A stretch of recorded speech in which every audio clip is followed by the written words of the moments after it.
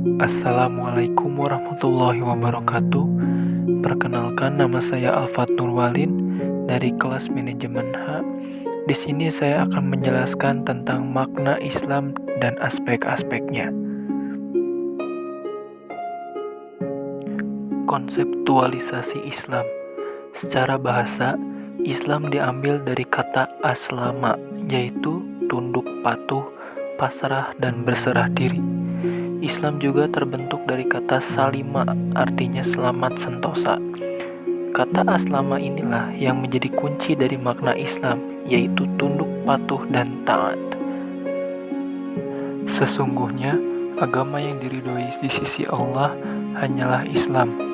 Tiada berselisih orang-orang yang telah diberi Alkitab, kecuali sesudah datang pengetahuan kepada mereka, karena kedengkian yang ada di antara mereka. Barang siapa yang kafir terhadap ayat-ayat Allah, maka sesungguhnya Allah sangat cepat hisabnya. Quran Surat Ali Imran ayat 19. Makna Islam yaitu menyelamatkan, menyerahkan, mengantarkan, dan membenarkan. Islam dalam pengertian Muhammadiyah adalah agama yang diwahyukan oleh Allah Subhanahu wa taala sejak Nabi Adam alaihissalam hingga Nabi Muhammad sallallahu alaihi wasallam. Islam ialah ketundukan dan ketaatan sebagaimana Nabi Ibrahim alaihissalam dalam surat Maryam ayat 47. Islam berarti kedamaian sebagaimana disebut dalam surat Al-Anfal ayat 61. Islam bermakna bersih dan suci di surat Asy-Syu'ara ayat 88 sampai dengan 89. Aspek-aspek ajaran Islam yaitu ada akidah, akhlak, ibadah, dan muamalah. Akidah berasal dari kata aqada yang artinya simpulan.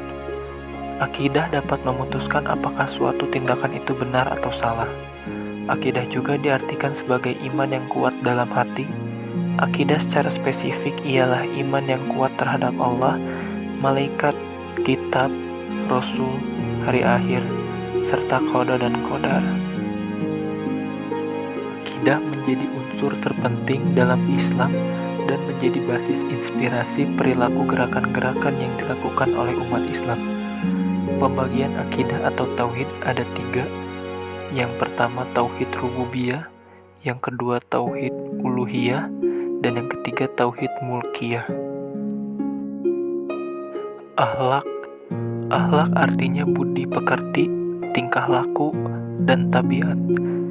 Akhlak didefinisikan sebagai situasi jiwa yang mengajak pada perbuatan yang dilakukan. Akhlak juga diartikan pada situasi jiwa yang mengajak pada perbuatan secara spontan. Ibadah yang berasal dari kata abida yang berarti taat atau tunduk, al-ta'ah. Ibadah secara bahasa ialah perendahan diri, ketundukan dan kepatuhan, tanbihat, mutasarah. Ibnu Taimiyah mendefinisikan ibadah sebagai segala perbuatan yang dicintai Allah, baik itu ibadah mahdoh maupun ghair mahdoh.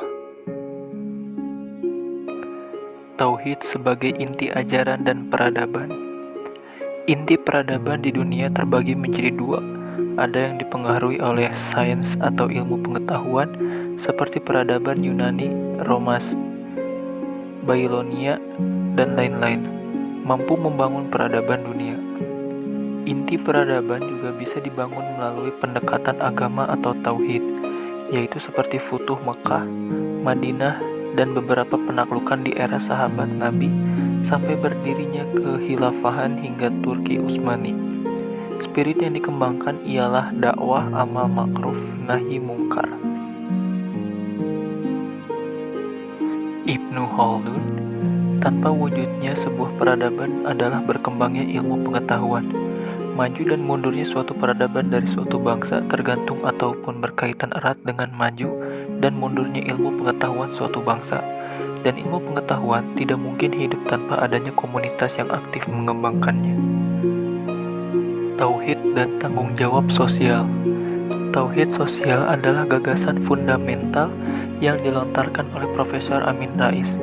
Paradigma tauhid yang mengajarkan sebagaimana orang bertauhid yang murni berdampak pada perubahan sosial dan memihak kepada kaum lemah yang menjadi korban ketidakadilan. Prinsip tauhid sosial. Islam selalu mempertautkan antara kesalehan yang bersifat religius dengan kesalehan yang bersifat sosial. Islam sangat mementingkan aspek sosial selain aspek ritual. Al-Quran misalnya membuat kriteria orang yang bertakwa al-muttaqin, yaitu di samping beriman kepada yang gaib, Tuhan, kitab, hari akhirat, dan mendirikan sholat, aspek religius. Juga mau menginfakkan sebagian kekayaannya untuk kepentingan sosial. Quran Surat Al-Baqarah ayat 2-4. Katakanlah, kepunyaan siapakah apa yang ada di langit dan di bumi? Katakanlah, kepunyaan Allah. Dia telah menetapkan atas dirinya kasih sayang. Dia sungguh akan menghimpun kamu pada hari kiamat yang tidak ada keraguan padanya. Orang-orang yang meragukan dirinya, mereka itu tidak beriman. Quran Surat Al-An'am ayat 16. Padahal mereka tidak disuruh kecuali supaya menyembah Allah dengan memurnikan ketaatan kepadanya dalam menjalankan agama yang lurus, dan supaya mereka mendirikan salat dan menunaikan zakat, dan yang demikian itulah agama yang lurus. Quran Surat Al-Bayyinah ayat 5. Dan tidaklah aku ciptakan jin dan manusia melainkan supaya menyembah kepadaku. Aku tidak menghendaki rejeki dari mereka dan tidak pula agar mereka memberiku makan. Surat Az-Zariyat surat ke-51 ayat 56-57. Dalam Islam, manajemen merupakan teori yang konsen dan terkait dengan falsafah masyarakat muslim dan berhubungan dengan akhlak atau nilai-nilai etika sosial yang dipegang teguh oleh masyarakat muslim. Ada beberapa teori manajemen Islam, yaitu perilaku. Karena jika setiap perilaku orang yang terlibat dalam sebuah kegiatan dilandasi nilai tauhid, maka diharapkan perilaku dengan terkendali karena disadari adanya pengawasan dari Allah Subhanahu wa Ta'ala. Hal ini telah tercantum dalam Quran Surat Al-An'am Surat 6 ayat 165 yang menjelaskan di mana struktur itu merupakan sunnatullah dan struktur yang berbeda-beda merupakan ujian dari Allah. Lalu ada sistem. Manajemen dalam Islam itu membahas sistem di mana sistem adalah seluruh aturan kehidupan manusia yang bersumber kepada Al-Quran dan Sunnah Rasul. Dia mengatur urusan dari langit ke bumi, kemudian urusan itu naik kepadanya dalam satu hari yang kadarnya adalah 1000 tahun menurut perhitunganmu.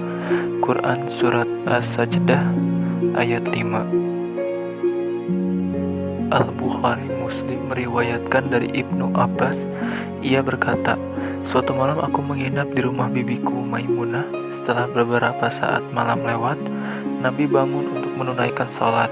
Beliau melakukan wudhu ringan sekali dengan air yang sedikit dan kemudian salat.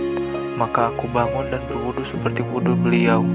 Aku menghampiri beliau dan berdiri di sebelah kirinya. Beliau memutarku ke arah sebelah kanannya dan meneruskan salatnya sesuai yang dikehendaki Allah. Sesungguhnya Allah menyuruh kamu menyampaikan amanat kepada yang berhak menerimanya, dan menyuruh kamu apabila menetapkan hukum di antara manusia, supaya kamu menetapkan dengan adil. Sesungguhnya Allah memberi pengajaran yang sebaik-baiknya kepadamu. Sesungguhnya Allah adalah Maha mendengar lagi Maha melihat. Quran Surat An-Nisa ayat 58. Cukup sekian pembahasan dari saya. Mohon maaf bila ada tutur kata yang salah. Wabillahi taufiq wal hidayah. Wassalamualaikum warahmatullahi wabarakatuh.